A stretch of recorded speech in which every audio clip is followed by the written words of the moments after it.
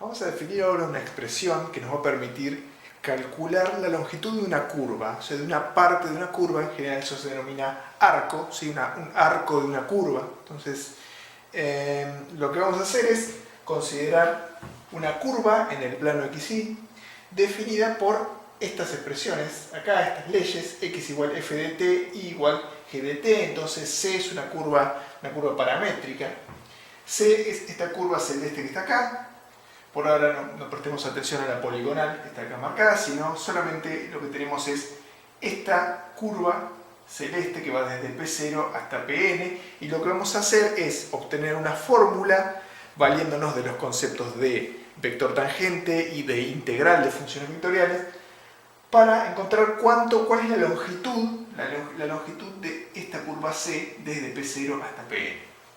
Entonces, siendo que el parámetro va entre A y B, o sea, nosotros variamos el parámetro desde el valor A hasta el valor B, el valor A nos genera el punto P0 con estas dos fórmulas, y el valor B nos genera el punto Pn también con estas dos fórmulas.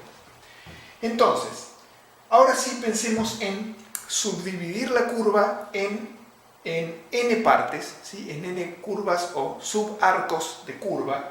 Entonces esas n partes estarán divididas por cada uno de estos puntos. O sea, una de las partes es la que va desde P0 hasta P1, la segunda parte va desde P1 hasta P2, etcétera, hasta que al final la última parte irá desde Pn-1 hasta P sub n. Entonces, en esa poligonal, o sea, en esa poligonal que se da de unir cada uno de estos puntos en los que nosotros dividimos la curva, ¿sí? Cada punto de estos definidos acá tiene coordenadas f en t sub i y g en t sub i. Eso es lo que nos da las coordenadas de cada uno de los puntos. Por ejemplo, el caso del punto P1, lo que tendremos, en vez de tener t sub i, lo que tenemos es t sub 1. ¿Sí? Y entonces x1 y y1 están definidas por f de t sub 1 y g de t sub 1 respectivamente. Y esas son las dos coordenadas en el plano XY que nos generan el punto P1 a partir de la ecuación paramétrica de la curva C. Bien, en el caso del punto P0, bueno, está definido por el valor A del parámetro, y el punto Pn, como dijimos, está definido por el valor B. Bien, entonces, vamos a calcular ahora la longitud de esta poligonal, ¿sí? De la poligonal trazada en rojo.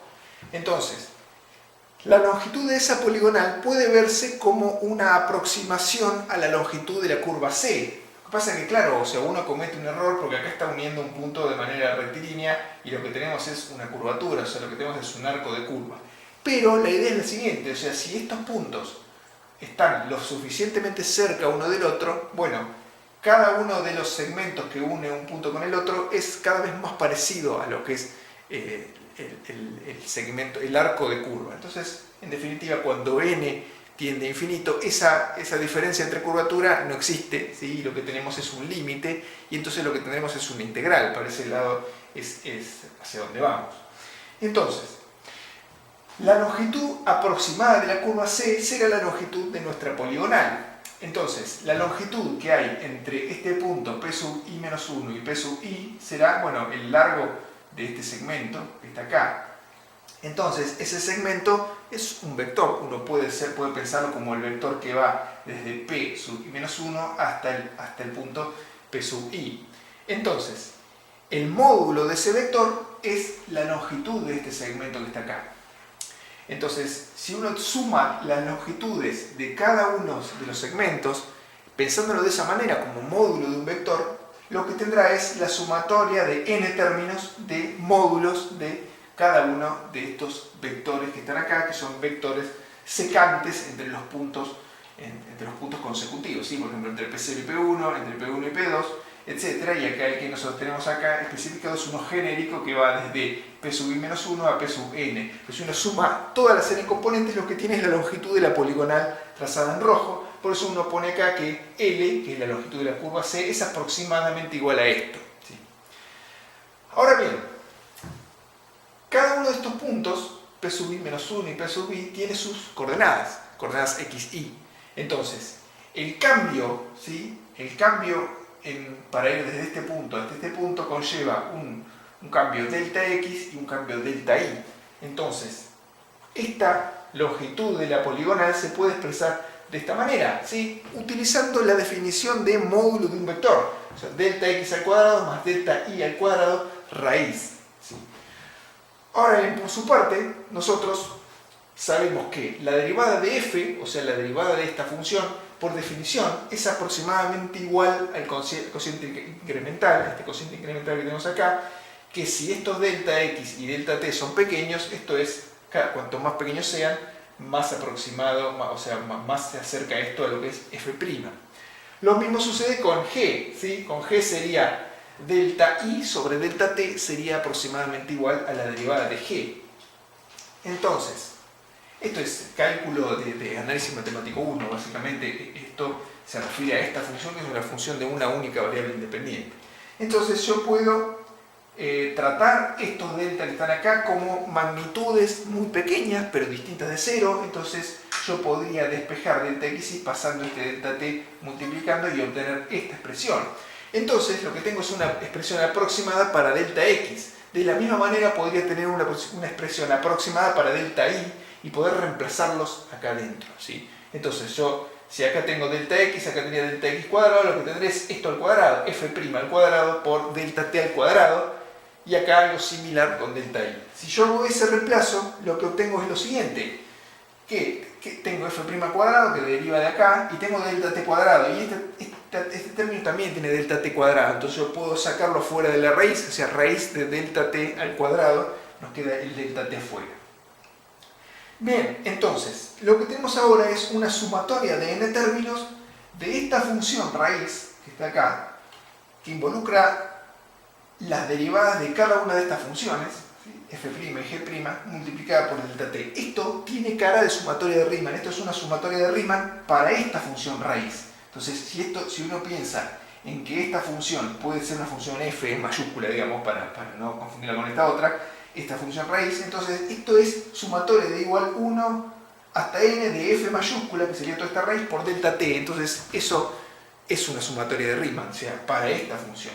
Si uno le toma un límite, ¿sí? Si uno le toma un límite cuando n tiende a infinito, lo que tiene es ni más ni menos que la definición de integral. ¿Integral de qué? De esta función raíz. Entonces L será igual al límite cuando n tiende a infinito. Acá ya dejamos de tener aproximadamente igual, porque ¿qué es lo que sucede cuando n tiende a infinito?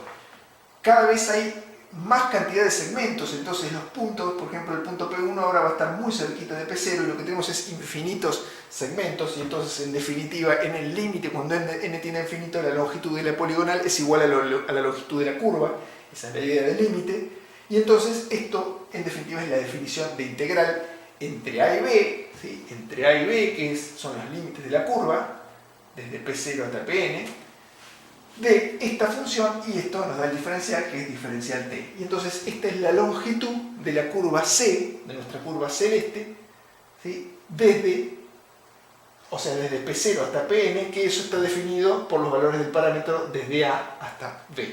Entonces, cuando uno resuelve esta integral definida, lo que está resolviendo es el cálculo de la longitud de la curva celeste que tenemos acá.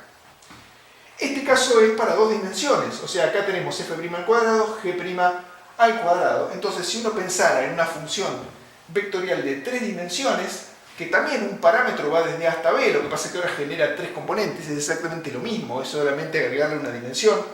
Suponemos que f', g' y h' son funciones continuas. Entonces, dice, si la curva es recorrida una sola vez al ir t desde A hasta B, esto quiere decir que la curva va desde A hasta B, o sea, cuando el parámetro va desde A hasta B, no se vuelve a pisar, entonces no es que vuelve sobre sí misma, podría pasar. Entonces, eso no tiene que suceder, porque ¿qué pasa? Si yo voy y vuelvo, la longitud de la curva, bueno, es menor a la que uno calcula con esto.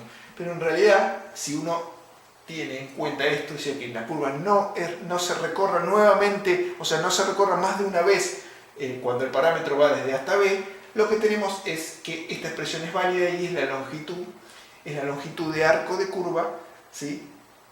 Generado por el parámetro yendo desde A hasta B, y lo que tenemos es f', g', h'. Es una extensión natural del caso de dos bidimensional que vimos recién. Ahora lo que tenemos es un caso tridimensional.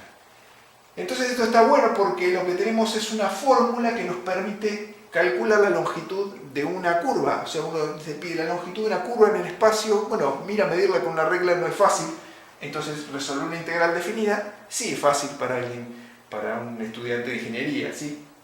Entonces, una cosa más es la siguiente. Acá lo que tenemos es f', g' y h' están al cuadrado y tenemos una raíz. O sea, eso es un módulo de un vector, un módulo del vector tangente, ¿sí? Esto es nuestro vector tangente, f', g', h'. Entonces, el módulo del vector tangente es ni más ni menos que esta raíz de estos términos al cuadrado. Entonces uno puede escribirlo un poquito más chico y decir, bueno, el módulo de nuestro vector R', ¿sí? Esto es el vector que contiene las derivadas de cada una de las funciones que corresponden a la forma, digamos, que componen esta curva R. Entonces, este es nuestro vector tangente. El módulo del vector tangente yo lo integro entre A y B para saber la longitud de la curva entre los puntos generados por t igual a y t igual b.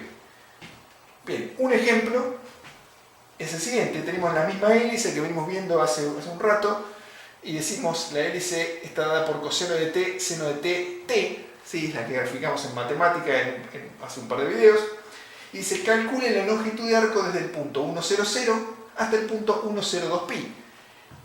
Este punto y este punto son dos puntos que están sobre la curva. O sea, este 1, 0, 0 está generado por el valor t igual 0. O sea, cuando uno dice el parámetro, que el parámetro vale 0, lo que tenemos acá, acá va 0, seno de 0, 0, coseno de 0, 1. Entonces, cuando t igual 0, generamos este punto. Cuando t igual 2pi, generamos este otro punto, ¿sí? T que sea 2pi, entonces seno de 2pi es 0 nuevamente, y coseno de 2pi es 1. Entonces genera este punto. Bien, entonces t va desde 0 a 2pi. Desde 0, que genera este punto, hasta 2pi, que genera este otro punto en la hélice.